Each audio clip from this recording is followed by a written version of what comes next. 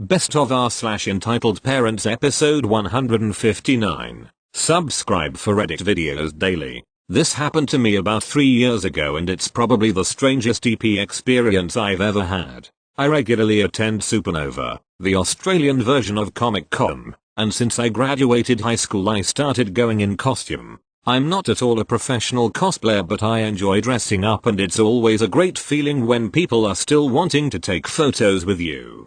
This particular year I was dressed as Pentagon Jr. For those who don't know, he's a Mexican wrestler with an awesome mask and a nickname of the Breaker of Bones, and as a result I looked reasonably intimidating, even though I didn't go out of my way to try and scare anyone. For the most part I just walked around and minded my own business, as most do at the event. At about midday I finally sat down to eat something, much easier said than done while trying to avoid the face paint and work under a chin strap. When after a minute I start getting uncomfortable from this really strange death stare I'm being given by a woman, sitting at a table near me. For a little bit I don't pay her much attention, maybe she's taking in the outfit or something. Eventually though, it happens. I'm trying to eat my pizza I bought for lunch when she gets up and comes over to me.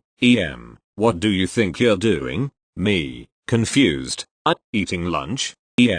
Don't give me that attitude. You know damn well what you're doing. I'm getting very weirded out. As far as I know the only thing I've done all day that could maybe be considered rude or offensive was try and speak Spanish. Zero miedo. So I'm drawing a blank pretty quickly. Me, look, I'm just trying to. You're deliberately scaring my son. I look over at her table and, sure enough, her kid is sitting there, dressed like a wizard from Hogwarts. Admittedly he does look very nervous at me, but not really scared. Me, to the kid, it's okay little dude, it's just a costume.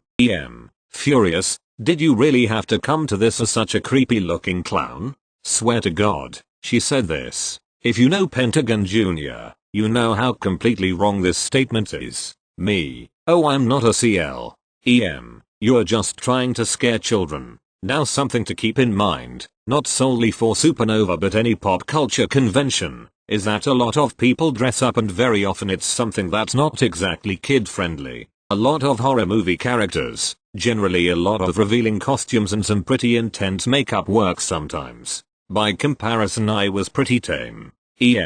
I'm going to get security to throw you out, you freak. Before I even had a chance to reply she grabbed her kid and stormed off. I'm not entirely sure but I think the kid tried to wave goodbye to me as I was left there very confused by the whole situation. The best part of all this was there was also another guy there dressed as Pentagon, Duck, and his costume was way better than mine. I'm not sure how that mother went trying to get me kicked out, but I enjoyed about another 3 hours there before I walked out. Stop scratching my head as to why I was the one who was getting berated for looking scary. Maybe I should have gone as a mirror. Then she'd have been the one scared of me. Thank you. Next. So, a previous job of mine was being a security guard at a pub, mainly stopping drunks and minors entering the pokies room. So I'm minding my business. It is 0130 in the morning, bar closes at 0200 and all is good. A mother turns up with a toddler in a stroller and walks to the entrance.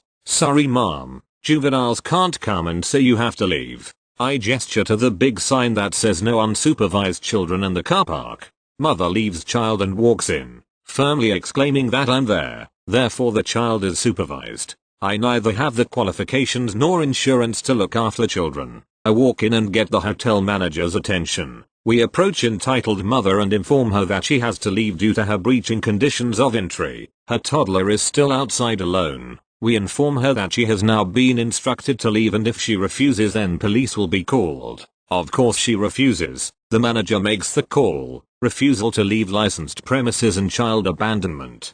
Let's just say police arrived promptly. Entitled mother has entered the women's bathroom so while one officer stays with the child, the other officer and I stand outside of the women's bathroom and wait. She walks out straight into us. Some insults thrown at us. She is firmly escorted outside and it becomes a police matter. Report given. CCTV footage handed over and they all depart. The mother throwing more insults. Business as usual. Thank you. Next. Cast. Mimi EK, you know what it means Karen, you also know this, so let's get the story started. I was going to the Lego Ninjago the movie and I was super psyched. It happened when I was 7. I was going to my seat with my cousin and sister while mom and grandma were shopping. We were in for a few mins and then, boom. EK, mom, who is he? And then 10 minutes later EK, mom, who is she? 20 more mins later EK, mom, are they gonna die? And then I finish my Pepsi and I start slurping. Excuse me. I wanna watch the movie. And now I wish I told her she is a dear. TLDRX starts talking and then I slurp from my Pepsi and M screams at me. It isn't really a Karen encounter. That mum was annoying and bleh. Thank you. Next. I don't tell this story often since a lot happened in the span of 3 years and I don't remember a ton due to what happened, but I'll tell some of the more major things that happened that I remember. I live in the USA and all this happened from 2011 to 2013 when I was in middle school. In last half of 5th grade I joined this horrible dance studio, HDS from now on. I was dancing at another dance studio and HDS at the same time so I could pass the Secchetti grade 2 ballet exam that year. The other dance studio didn't let me take the exam the previous year. HDS wasn't horrible until I was in 6th grade. Now HDS was run by mean dance teacher, MT, and her mean daughter, MD. In 6th grade I started point shoes. In the later half of 6th grade, I eventually got made fun of by MT for being scared to do things across floor. I was using the ballet barre to do stuff across the floor. At the time I was probably 5 feet 2 and 60 pounds. That whole year I wasn't able to break my point shoes in. It's like breaking in a new pair shoes. I was too light to break those shoes in, which caused me to be scared of doing things across the floor. Also in the later part of 6th grade, when a frenemy, I'll call A, and I were in a private practice for a Secchetti grade 3 exam being taught by MD, I got screamed at. MD was making us do an exercise with lots of jumping in the middle of the room over and over and over again with no break. At some point I became out of breath and couldn't breathe. I stopped and the first response my body had was to cry. MD started to yell and scream at me for stopping and crying for no reason. I wasn't even able to get out that I couldn't breathe and needed my inhaler that was in a different room. I was forced to do the exercise several more times. My mom was mad that happened. Sometime between 6th and 7th grade MT and MD made me the scapegoat of all their problems. I was being called out during class and singled out many times. I was also humiliated in front of my peers. I was, and still am, an introvert and very shy. 7th grade is what broke the camel's back for my parents. Slight trigger warning for this next paragraph. I remember this event pretty clearly. Friday the 16th of March, 2012. MT had us for a dance team rehearsal. During one of the run-throughs of a dance, I was doing a turn of sorts and got stuck to the floor. We were all barefoot by the way. My left foot got stuck to the floor but the rest of me kept going. Law of motion applied here. And then I rolled over my pinky toe where a crack was heard. I started crying. I was given an ice pack and sat down for a bit. MT eventually asked if my foot felt better. I gave a half yes since of course the ice was helping. She made me get up and dance on my swollen foot. It looked twice the size and black, blue, and purple. I really didn't dance much since every step hurt so much. When my mom walked into the dance studio and peeked into the room, she knew what was wrong just by looking at my foot. I danced for a half an hour on that swollen foot. We immediately went to a children's urgent care where I found out I had a spiral fracture on my 5th metatarsal. Mom put a photo of that x-ray on Facebook. I went to the orthopedist the next day and got a boot, crutches and no weight on the foot for a week I think. I had that boot on for 10-11 weeks. The next week and weeks to come were hell for me at the dance studio. For the time I wasn't able to put my foot on the ground, MT made me do things without breaks while only on my one foot. A couple things I was forced to do during the week I couldn't put my one foot down were sit-ups and push-ups. I was not a muscular person so all this was hard for me. Since I was underweight for my height and age, any muscle or weight I gained got lost to my growth spurts. That week was really humiliating for me. MT blamed me for fracturing my foot but it wasn't my fault since we were barefoot on a sticky floor. My mom and dad wanted me out of this HDS but I didn't want to leave. They didn't fight me on this and helped me stick it out for the next year. My 8th grade year was especially hard for me. MT was sabotaging me everywhere she could. For the grade 4 security exam I had to take, I, and everyone doing this particular exam, had to choreograph a 1-minute solo to perform for the judges. Once I had something choreographed, I got criticized for my choreography. I had no constructive criticism for it. I changed things up many times to no avail. I then gave up and went to a different dance teacher who was nice and supportive of me for help.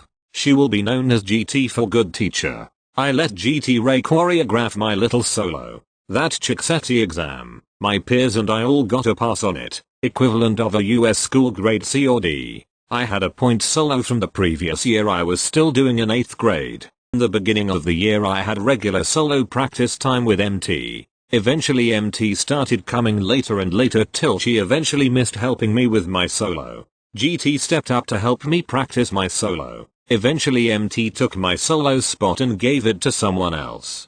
GT would help me practice in secret until MT found out. From then on I was left to my own devices for practicing my solo. It was during this year that MT stopped watching my solo from the audience at competitions and would be out in the parking lot drinking wine. I eventually got used to this. I worked hard with a lot of push from mom and dad on my solo which would help bring some payback to MT. At my last dance competition ever, I had my parents and a few teammates in the audience watching me while MT was nowhere to be seen. I went out and did my solo to the best of my abilities. During awards, I got an 8th place overall in my age category. This was the first time I had a solo place in the overalls for my age group. I wish I could have seen MT's face when my award was given. After the spring recital in 8th grade I finally left that studio for good. One thing MT did throughout my time there during competitions was yell at me during my free time when I was doing homework between dances. I wasn't the only one yelled at for this. It eventually came to a few of us sneakily doing homework so we could keep our grades up. MT didn't believe in doing homework since dance was more important than school. I thought opposite which made me more of a target. I managed to keep my grades between A's and B's thankfully. My mom told me this after I left HDS. Each spring we would have a day where we would get photos done of us in our costumes. Every photo of me was done with me on a diagonal and never facing the camera. Why you ask? Because of my ears. My ears looked like Dopey's from Snow White. It was the second week of 9th grade that I got surgery on my nose and ears to correct them. My nose needed to get fixed for a deviated septum that I got at dance convention with HDS. My ears now are more tucked back so I won't get bullied for them anymore. There was a lot that happened to me and other people in that studio. I know I got physically, mentally, and verbally abused by MT and MD. I truly don't remember all of it but that's what I summarize it to. My biggest support during these times were my parents. No one else stood up for me. Thanks for reading this long story. I know it's not your usual entitled parent story. Sorry for its length. I have tried to tell this to the best of my ability. If it doesn't fully fit a sub let me know where to move it or to remove it. I'll gladly answer questions in the comments when I can. Thank you. Next. Okay. First of all this is my first post so I'll clarify a couple things. I live in Scotland.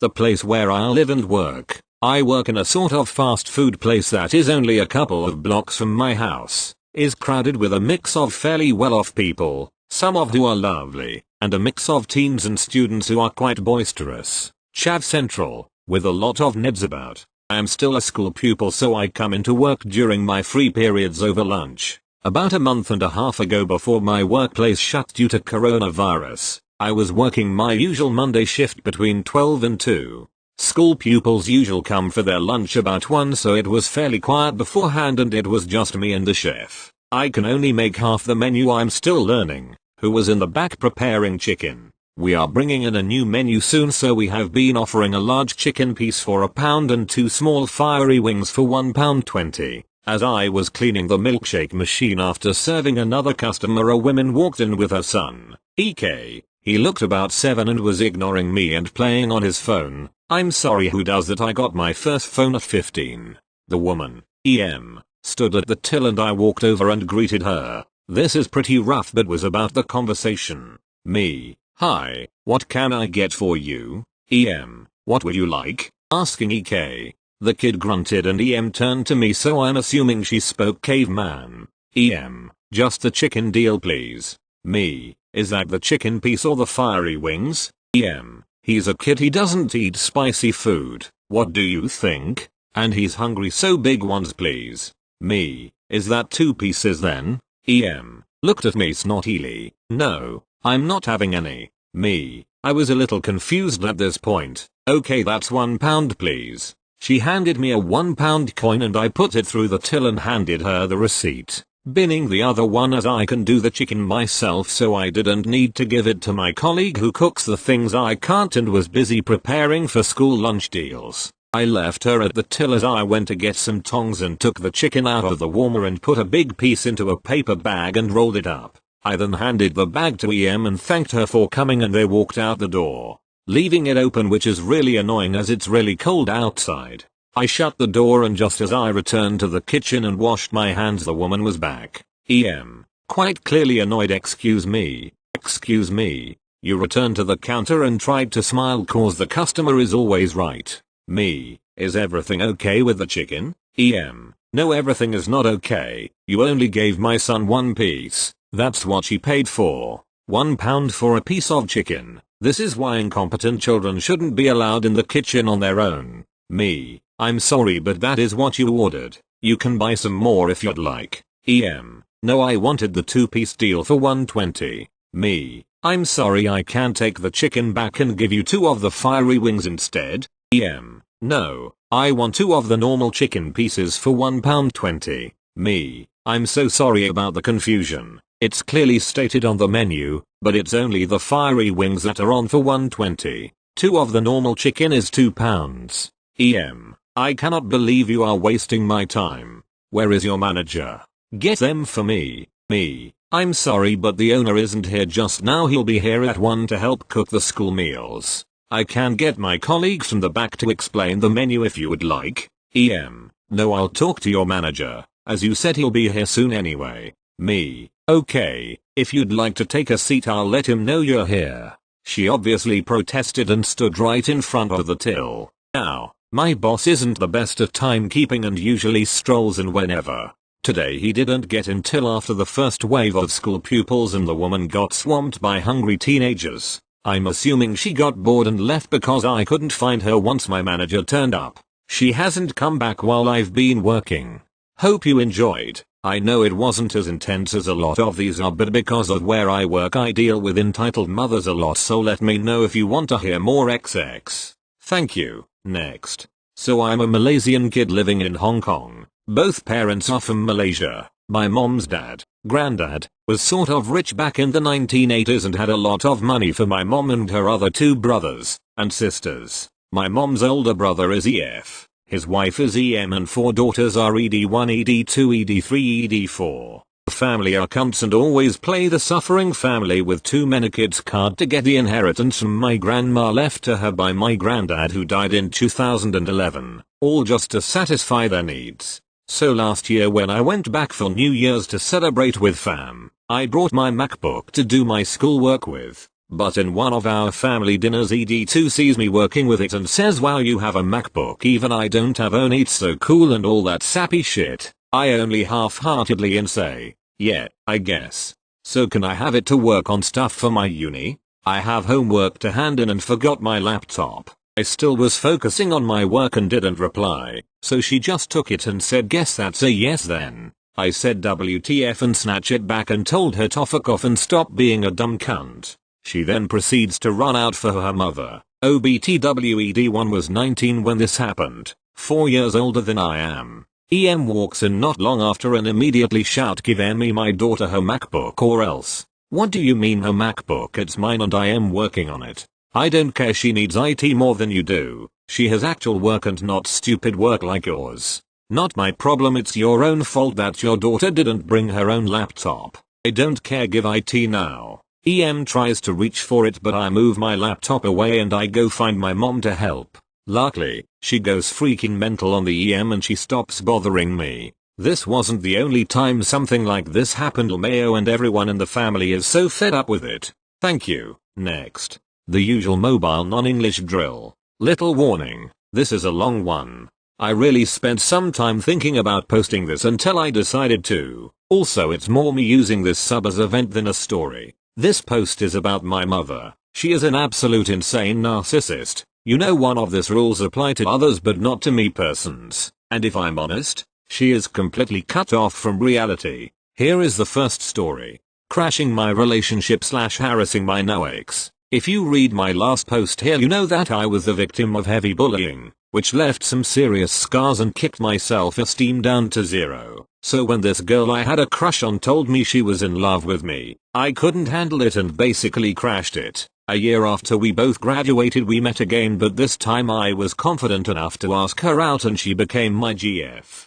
This was a pretty big thing for me since I never had a girlfriend before etc. We were deeply in love with each other, even talked about kids, marriage and all this. Until, well, when my GF came to visit, my mother always told me she is busy and she doesn't want to see anybody, so my GF and I stayed usually in my room. Until one day when she left, my mother walked up to me and told me how unbelievable rude my GF is and how bad her manners are, how she didn't even went upstairs to greet her, etc. A few days after that we both chatted over my phone. When my mother took it to speak with my GF, she peaced out with my phone and gave it back to after half an hour. My GF only told me she can't talk anymore and hung up. After that call, she only wanted me to come over to her but never showed at my parents' place. Later I learned that my mother's exact words were, "OP loves you, but I know you're only playing with him, so break up already." Keep in mind that was their first convo ever. A few months after that phone call, my mother had a stroke and things got worse after that.